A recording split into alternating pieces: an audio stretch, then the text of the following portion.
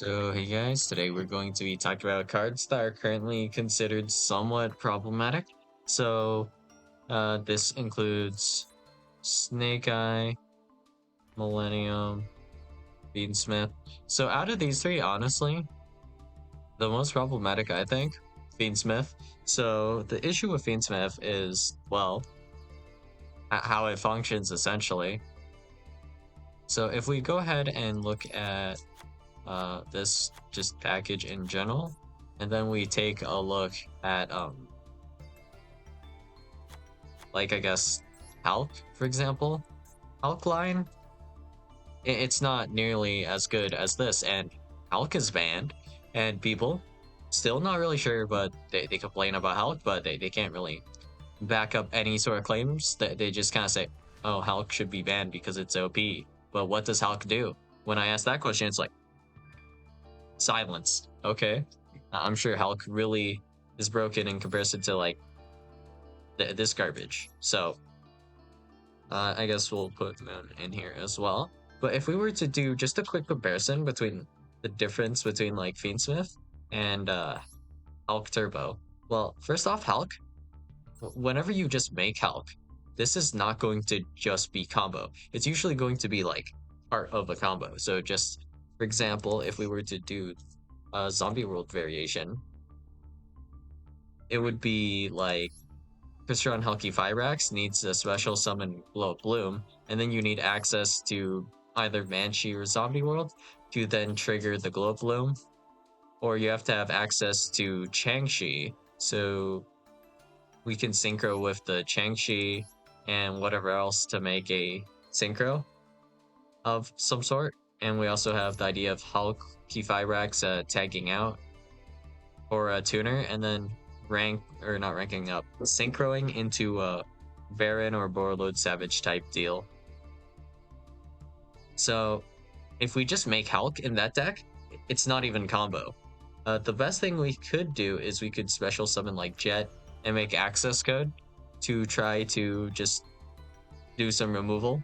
But you know, this dies to one interruption on so many levels. Like we can Ash Hulk, we can pop Hulk, we can pop the access code, we can negate Hulk, negate access code, just whatever, right? You have options essentially. So that is because Hulky Fibrax is not a line on its own in this case with like Zombie World, right? In this case, it is going to just be a combo piece. Like, for example, I guess Gilgamesh, or like what else do we have? I guess Shishao, where you go Shishao and then you, in this case, like Shishao, you grab Longwon, and then Longwon doesn't even resolve here as a one card combo on so many levels. Like for if you start with Moyi, you need to reveal a worm. If you have Taya, you need to banish a worm. When you add the Longwon, you need a card to discard here. In this case, I believe Longwon has to discard a worm, which you may or may not have, so it's not much different from a Chixiao.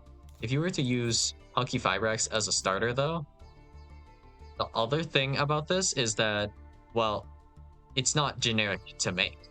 It is somewhat generic, requiring just two monsters, including a tuner. But if we were to be playing, for example, any Fiendsmith list, you do not really have room for, let's say, a Hulky Fibrax on top of what you're just playing already for what Hulk does, and the package is fairly big for like Hulk, and it requires more main deck commitment. So first off, just putting a tuner on the field is not that easy. And then you need the targets to make, the targets to bring out for Hulk. So if we just evaluate Hulk by itself, it's actually genuinely not that bad. If we include scythe lines, that's where Hulk gets a little bit dicey, but you know, that's only realistically good going first. Which you know, it's just beyond full combo regardless. Even if we don't account for the scythe block, you're still dealing with a good amount of stuff here. Well, yeah, I guess it's a moderate amount of stuff. And then we have, let's see. Fiendsmith, which is different from Hulk in the sense that you can actually go Fiendsmith mid combo of just another combo, unlike with Hulk. This would be the combo. This would be the choke point for the entire deck, essentially, akin to like a branded fusion. So Hulk functions closer to branded fusion, honestly, than Fiendsmith. Fiendsmith being a lot more generic. So if we were to grab branded fusion, we have a lot of different ways to grab branded fusion, but there's no like replacement for branded fusion specifically. There are like different lines you can technically do to do things and end up with like a Mirror Jade, right? So in this case, that would be like a Rorodon, right? So we could go Galaxy Tomahawk or just special summon 3 machines of some sort to make a Rorodon and do a Rorodon combo, but essentially, you know, Hulk is just to do a Rorodon combo in any like Hulk Turbo kind of deck. And in those cases, your non-tuner and tuners that you use to make Hulk, they don't really do anything because there's just no like real synergy between just random tuners and non-tuners to go into like link summons to turbo out some synchros, right? There's no real synergy, and you have to run garnets, like really bad garnets that you can't even normal summon into combo for the most part. Like Lion. That's a pretty bad one, but yeah. With Fiendsmith, we could normal summon or resolve like the Engravers, normal summon Lurie, and then it's just combo. But even if you don't want to do that, if we were to just do some kind of combo, so well, Sprite's not a good example because it locks you. So let's say, well, we'll go with Tearlman today. So we do like special summon Fenrir. Fenrir tries to add tier cash. You stop that, I guess. You could, sure. Normal summon Rhinoheart. If you stop this as well, we can still then go ahead and go into a Pilgrim Reaper off of the Fiendsmith stuff. Just kind of go through this a bit, and then still end up doing a combo essentially. Although like Fiendsmith isn't like the best thing to just kind of end on, it is something. So power level wise, it just depends strictly on if your deck can play around like Caesar or not. If I could spell, I guess. Nope. So I see it. It was an A. Well, all right. So the thing about Caesar is like this card is pretty strong and not strong at the same time. So we have the effect to negate an activation of any type of effect that special summons a monster, and that's not once per turn, not once per chain. So that's twice in the same turn, not once per chain, to negate a special summon, which could be pretty strong or it's completely useless. Like for example, against Wanderies, it's not that great. Against Millennium, Caesar's not that great. So yeah, it's kind of good, kind of not. But then you have Desiree, Lacrima as well to just like do things with. Like we can make a big Apollosa, we can just make a Desiree, and that's just stuff in general. But yeah, the efficiency for this is not really the same as like Hulk. So with Hulk, we can't do something like special summon Terratop and then make a full-on Apollosa with Hulk. Well, I mean, we kind of can. It's just much worse to do so. And the Fiendsmith stuff recycles and also a grind game. Because Engraver, you can leave this in the graveyard and then special summon next turn, link off a Requiem, put back Requiem with Engraver, and then you just keep cycling all this crap. And this actually has removal tied to it. Hulk is one and done. So there's that as well, and then the going second ability of any deck that turbos out Hulk is like suspect. Honestly, it's always been kind of suspect. So when Crossout was at 3, you could have done something goofy, like you could have played like Ghost Ogre to like pop Hulk, I believe you can do that, right? Yeah. And then we also have ideas like effect failure, ghost mourner, just to negate the Hulk, right? And that is to play around specifically cross out. Yeah. And then Nib as well cooks all of these Hulk lines. So there's something. And technically, I guess you could, like, it's terrible in comparison to Fiendsmith, but you could make Appaloosa with Hulk, I guess. We can special summon Hulk, and then special summon Jet, Link off Jet, discard a card, special summon back Jet. Then we have like Link Revo, Hulk Jet, and then we can make a 3-mat Appo. But you know what? Fiendsmith, 1-card combo, no normal summon can make an Appaloosa, which is not the same as Crystron, Lucky Fibrex's way to make it. And it also requires, like, what I would consider a Garnet here. So, yeah. This is almost, like, arguably an upgrade. Like, not if you're playing necessarily, like, a Synchro deck. This would be strictly a downgrade, but, you know. Well, yeah, Fiendsmith, kind of just disgusting, mostly because I guess the big difference here is it plays kind of like Sprite, for example. So if we have hand traps, well, aside from something like a Maxi, uh, we can just sandbag very hard. So if we have Sprite, we could do something like normal summon Nimble Beaver effect. Well, the thing about Nimble Beaver here is if you don't negate the Nimble Beaver, it kind of sucks. If you negate it, it also kind of sucks. So if you allow Nimble Beaver to resolve, then we can go Nimble Beaver, special summons Nimble Beaver, go into Gigantic, and then, you know, you've essentially a combo. So if you only have one interruption, you can't really stop this, but then, alright. We can follow up with Inherent Summon Sprite Blue, Inherent Summon Sprite Jet, and we're at 3 bodies once again, and we can then just go make Gigantic here. So if you wait for Gigantic to negate Gigantic with like an Ashfall of Spring, then there is also the potential of something like Sprite Blue special summon, adding Sprite Jet to then grab a copy of Sprite Starter to special summon Sprite Red, which prevents you from negating the Gigantic Sprite. In this case, we're going to assume maybe you have an Ash Blossom, or it could be an Imperm, in which case Sprite Carrot. You would grab that instead. Kind of depends, I guess. But alright.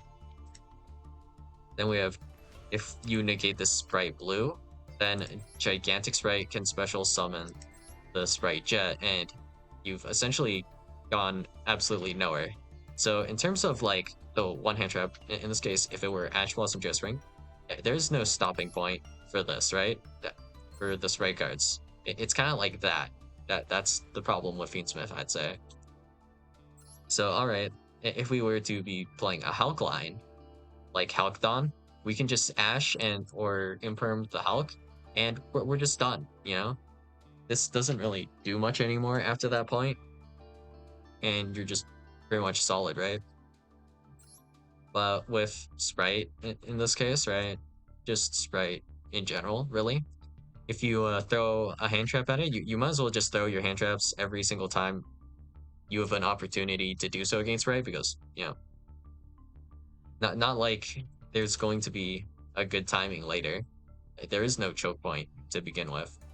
So if you let Sprite Blue resolve, you won't get any chance to interrupt. If you let Gigantic resolve, it'll just allow for other nonsense, I guess. And another way to look at this is if we were trading hand cards. So let's say I have 2 interruptions. We have normal summon Nimble Beaver. I will, I guess, imperm this. Special summon Sprite Blue. I will Ash this. It can still then go Gigantic Sprite.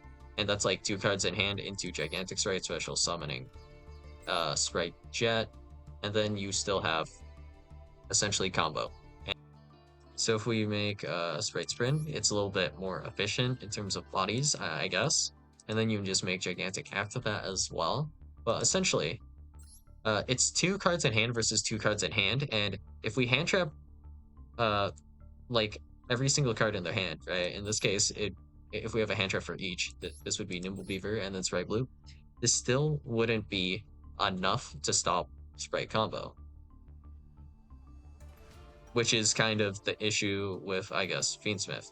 But even worse in the case of Fiendsmith is that this is completely generic and you can just make any, well, you can just link off any two effect monsters and then make Moon. And then it could be the same one even. And then you just go ahead, link off into Requiem, and then you have combo, right? With Sprite, at least, it's only doable if you're playing a rank 2 or link or a level 2, rank 2-ish kind of deck, right? So honestly, this is not as bad in the sense that it's not as generic, but it functions very similar to how like Fiendsmith kind of works.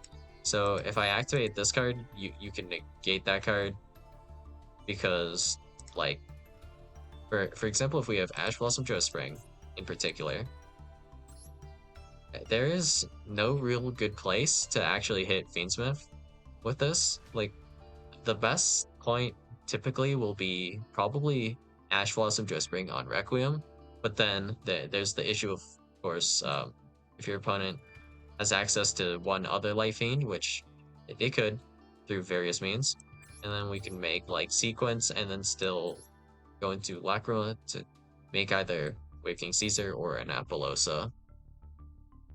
And then that's just terrible, and then they could still make a different play after this. Like, they could normal summon, I don't know, let's say Rosin, and then Vanquish Soul combo or something. Because this doesn't necessarily require a normal summon. So we could even do something like special summon Terratop. Terratop effect add, link off for Moon, and then try to go through this line. We get Ashed on Requiem. Then we have, maybe we'll do activate Tract for Lacrima, normal summon Lacrima, send Engraver. In fact, we could start with Engraver and then Tract for instead of going into the Lacrima, we can Tract for Lurie to not need our normal summon, and then special summon Engraver and special summon Lurie, link off both, I guess, and then we go into Lacrima, right? So yeah, that's kind of the issue with Fiendsmith right there. Not only is it generic, but it essentially trades really well against hand trap, so it's hand trap resistant as well as being generic, which is kind of just horrid, but alright. Next thing we have is Millennium. So Millennium, honestly, this is also problematic in its own sort of way. So the thing about Millennium that's so problematic is specifically just how hand trap resistant this is, and also how this does not require your normal summon.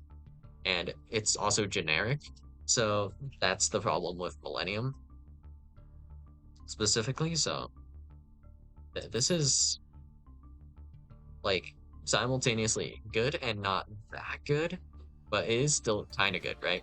So if we start with Sync Engine, we have Activate Sync Engine. If you were to Ash that, that's like fine, but Wedju can still like resolve and get you another body, or if you have Golem, these aren't like super hard garnets, like that they could be dead draws in some cases, not so much in others. But yeah, if you let these guys resolve, they can make like a whole Apollosa do some sort of combo to insulate you from hand traps without committing to anything. And the only thing you have to really do, assuming of course you're not playing Ankh, because you really never are with this. The thing about this combo is that you'll be pretty resistant to a lot of hand traps. So for example, Imperm and Effect Failure don't work on this. The only thing you can do against this is Ash Blossom Joe Spring. So that sucks, but if you don't Ash this will be able to stop your Ash later in a few different forms. So we could go the Zombie Vampire, which gives up information, potentially gives your opponent a milled starter. It's pretty awful, honestly. And then there's also the fact that this doesn't really cost much. It just costs some life points, which I mean it can sometimes come up, but for the most part, it doesn't really matter. So yeah, I guess bottom line, we can make a rank 8 like Galaxy Photon Lord to play around Nibiru, Ash Blossom, Effect Veiler, like any monster based hand trap if we get to resolve Sync Engine. And we can also access Fiendsmith combo very easily at this point as well. So that's kind of the issue with Millennium, in my opinion. And then with Snake Eye, we'll just move along, I guess. Snake Eye. What's so problematic about this? Genuinely, I think Snake Eye's not even that bad. The only thing that's really annoying about Snake Eye in particular is that you have a lot of starters that don't require your normal summon. Aside from that, it's genuinely not that bad. So we have Bonfire for Poplar, Bonfire for Ash, Bonfire for Oak, whatever you can Bonfire for it. You have original Sinful Spoils that you can just use to get into one of your starters, I guess. And then Flambridge has like Insane Grind, and you just spit out bodies and you put out generic nonsense. And you also Promethean Princess in the graveyard. And it's also recursion as well. And then there's recursion with the original Sinful Spoils as well, with the graveyard effect that this has as well. And aside from that, like, if we just look at the cards in their pure form, like, it'd be the same as looking at Millennium. They're like, actually, yeah, this would be potentially worse than Millennium, I'd say. Pure Snake Eye does not beat Pure Millennium at all, actually. But yeah, that's mostly because they have targeting protection, I guess. But okay, if we're looking at the Snake Eye cards, well, just the Snake Eyes combo, it's not really that big of a deal. When we have Fiendsmith Snake Eyes, it's also still not really that big of a deal in my opinion. It's just somewhat hand trap resistant. Just a bit. That's about it. Then board. Honestly, it doesn't feel like anything that exceptional. It is kind of annoying how you could slap like a Desiree onto your board to kind of insulate it from a few sort of board breakers, but it doesn't really beat Droplet per se, so that's something. In terms of like these three like cards or archetypes, I guess, I think Snake Eye is probably the least annoying out of the three. The package, like in terms of like power, I guess I would say Fiendsmith is the highest on here, being completely generic, not requiring any normal summon. So we could start with like Terratop, for example, in any deck, and then make Apollosa if we wanted to, right? And then Millennium. Because of the amount of bodies we can spit out when we combine the two, like Millennium with Fiendsmith, it's got the same kind of issue. But with Snake Eye in comparison to Millennium, Millennium is more generic and it's a smaller package, so it's not as big of an issue as Millennium, in my opinion. And Snake Eye is kind of already on its way out to an extent. We're just waiting for new cards at this point. But even without the new cards, Snake Eye isn't that good, honestly. It's kind of always been kind of mid. Like, you guys remember Tier 1, right? Where we didn't have the Bestials to deal with them, and that was just the world qualifier thing. Yeah, that was awful. Now that's what I guess a tier 0 or tier 1 deck would be, I guess. It was kind of weird, just that entire format. It was kind of just suckish. One of the things that was funny about that specific format, I guess, is that you weren't playing Maxi, because Maxi was actually giga terrible. There was genuinely no deck that was really suffering from like a Maxi. It was kind of awful, actually. If you were playing tier, like, and you resolve the Maxi, that's just a chance for you to get decked out, honestly. not really good. And then if you were playing into tier, Maxi wasn't good because yeah, there was just a line that was really good against Maxi, so kind of terrible there. And then if you were against Stun or Flanders, pretty self-explanatory. But all right, yeah, Snake Eye, Millennium, Beansmith, they're all like decent at least. In terms of being like game warping, I think it's mostly Fiendsmith because every deck nowadays is going to feel like, oh, you're playing Vanquish Soul? Nah, dude, I'm not playing Vanquish Soul. I'm just playing Fiendsmith with a side of Vanquish Soul, you know? It's just, every deck is just going to be, for a while, it's going to be Fiendsmith plus whatever deck, and not the other way around, for the most part. Fiendsmith isn't really additive. It's more like the entire deck's identity at this point, which is kind of lame because, you know, Fiendsmith's not even that good in terms of like going first as a strategy. Going second, it's kind of like okay-ish, not requiring your normal summon, and Engraver being able to send a card, which is moderately annoying. But, you know, aside from that, like, it's no match for something like, I don't know, going first deck or end board like Blackwing. Blackwing being still, like, barely hand trap resistant as well. Yeah, just